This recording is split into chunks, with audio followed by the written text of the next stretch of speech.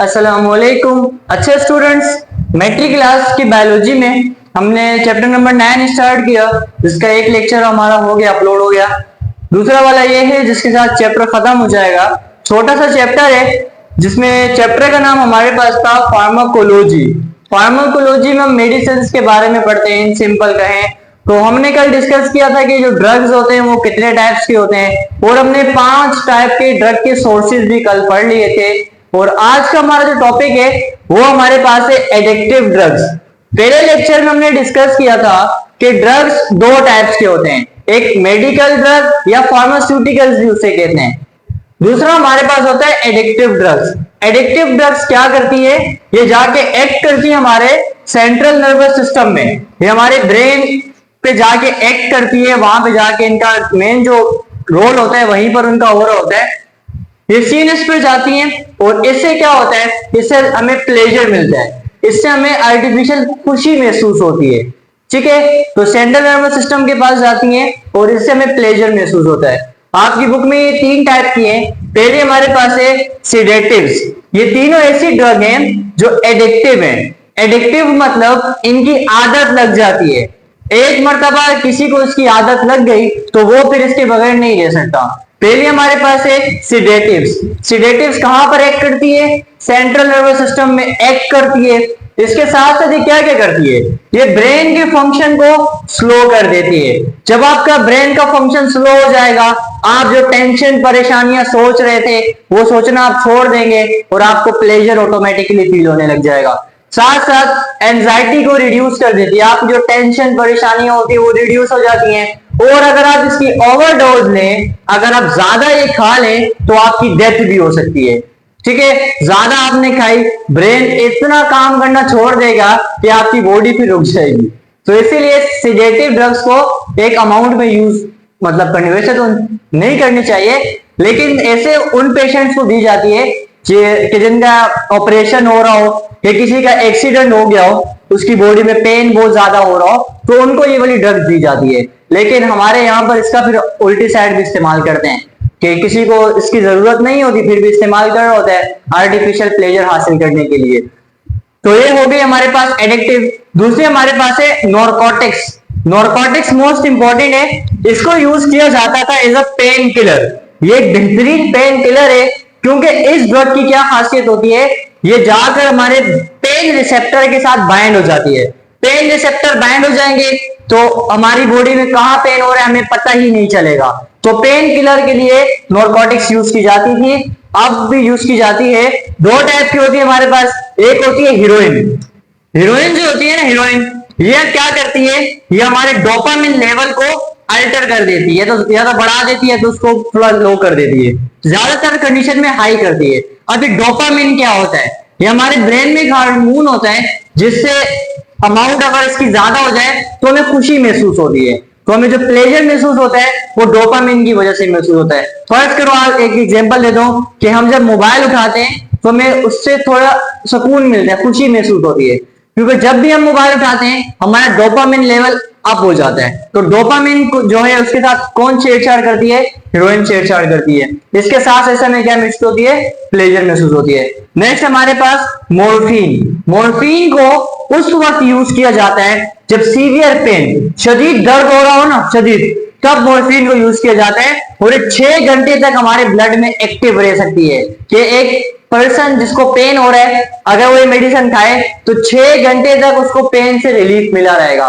तो पहली टाइप हमारे पास कौन सी थी, सेडेटिव्स, जो हमारे पास सेंट्रल नर्वस सिस्टम में एक्ट करती है, ब्रेन के फंक्शन को स्लो कर देती है, ज्यादा लेंगे तो डेथ हो सकती है। दूसरी हमारे पास थी नॉर्कोटिक्स, जो पेन किलर के तौर पर यूज की जाती थी, अभी भी होती है। 2 टाइप्स की होती है, हीरोइन और मॉर्फिन। इसके बाद नेक्स्ट हमारे पास नंबर 3 पर है हेलुसिनोजिन। हेलुसिनोजिन ऐसी मेडिसिन होती है, ऐसी एडिक्टिव मेडिसिन है जिससे हमें अनरियल कंडीशन महसूस हो जाती है। अनरियल मतलब अगर ये वाली मेडिसिन हम खा लें तो हमें आसपास कुछ चीजें दिखाई देने लग जाएगी, जिसे हम कहेंगे भूत जा रहे हैं। अब भूत होगा नहीं, हमें वो अपने आप से दिखाई दे रहा होगा, ये हमारा ब्रेन अपने आप से ऑटोमेटिकली चीजें जनरेट करने लग जाता है। तो इसमें क्या कंडीशन हो जाती है, अनरियल सी कंडीशन हो जाती है, ब्लड प्रेशर हाई हो जाता है, हार्ट बीट बढ़ जाती है, हमारी बॉडी की कंडीशन सारी अल्टर हो जाती है।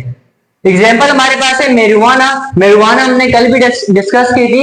ये प्लांट से बनाई जाती है, प्लांट से इसको बनाया जाता है और इसको लोग स्मोकिंग के जरिए इस्तेमाल करते हैं। मतलब स्मोकिंग होता है सिगरेट वगैरह, उसके अंदर इसको मेरिजुआना को डालते हैं, फिर इसकी स्मोकिंग की जाती है। इससे क्या होता है, पर्सन को एक ड्रीमी कंडीशन, जिसे वो ख्वाबों में चला जाता है, अच्छा अच्छा उसको फील होने लग जाता है। देखो ये चीज तो अच्छी लगती है कि यार हम यूज कर रहे हैं, हमें ड्रीमी कंडीशन है, लेकिन इसका बंदा एडिक्टिव हो जाता है, आदत लग जाती है। अब अगर ये नहीं मिलेगी आपको तो आपका बिहेवियर चेंज हो जाएगा, हम आगे डिस्कस करेंगे। अगर आपको ये ना मिले तो आपका मूड चेंज हो जाएगा, आपकी लाइफ जैसी बर्बाद हो जाएगी, आपको इलनेस होने लग जाएगी, बीमारी होने लग जाएगी। तो इसके सिम्टम्स क्या होते हैं, सिम्टम्स ऑफ एडिक्शन, कि अगर कोई बंदा एडिक्ट हो गया है तो उसके अलामत क्या क्या है, उनको आप देख के किस तरह पहचान सकते हैं। नॉट एबल टू कंट्रोल, वो पर्सन अपने आप पे कंट्रोल नहीं कर पाता, उसको जब तक ये मेडिसिन नहीं मिले वो कंट्रोल में नहीं आ रहा होता। इसके साथ साथ उसका फिजिकल और मूड रिलेटेड प्रॉब्लम हो सकती है। फिजिकल मतलब उसको गुस्सा आएगा, किसी को मारने लग जाएगा। मूड रिलेटेड उसका बार बार उसका मूड चेंज हो जाता है, मूड बार बार उसका स्विंग होता रहता है। और लास्ट वन हमारे पास है, जब उसका मूड जब खराब होता है, अपने आउट ऑफ कंट्रोल में होता है, तो अगर वो ड्राइविंग करेगा तो ड्राइविंग बहुत फास्ट करेगा, जिससे एक्सीडेंट हो सकता है। प्रॉब्लम्स क्या हो सकती हैं, इस बंदे की सोशल लाइफ बर्बाद हो जाती है, क्योंकि उसको बस एक ही चीज में सुकून मिल रहा होता है, ना उसको बीवी अच्छी लग रही होती, ना उसको बच्चे अच्छे लग रहे होते हैं, सिर्फ और सिर्फ उसको ड्रग अच्छा लग रहा होता है। सोशल लाइफ बर्बाद हो गई, इसके साथ उसका बिहेवियर चेंज हो जाता है बार बार। अच्छा वो बन जाता है क्रिमिनल। जाहिर सी बात है, जब बंदा अपने होश में नहीं होगा तो उसको नहीं पता होगा मैं क्या कर रहा हूँ, तो वो स्नेचिंग भी करता है, लोगों को मार भी देता है इवन, तो वो क्या बन जाता है, वो क्रिमिनल बन जाता है। और इसकी वजह से हमारी बॉडी वीक हो जाती है, जिससे हमें इलनेस वगैरह भी बहुत सारी हो सकती हैं।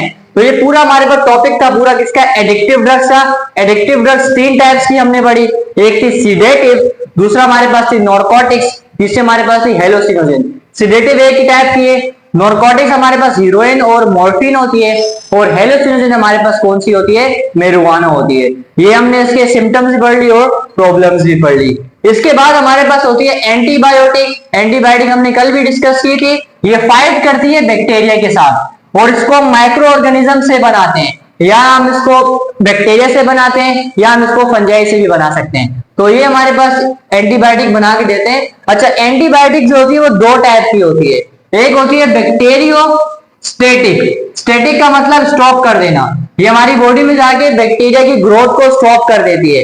एक होती है बैक्टीरियसिडल। बैक्टीरियसिडल क्या करती है, जाकर बैक्टीरिया को मार ही देती है।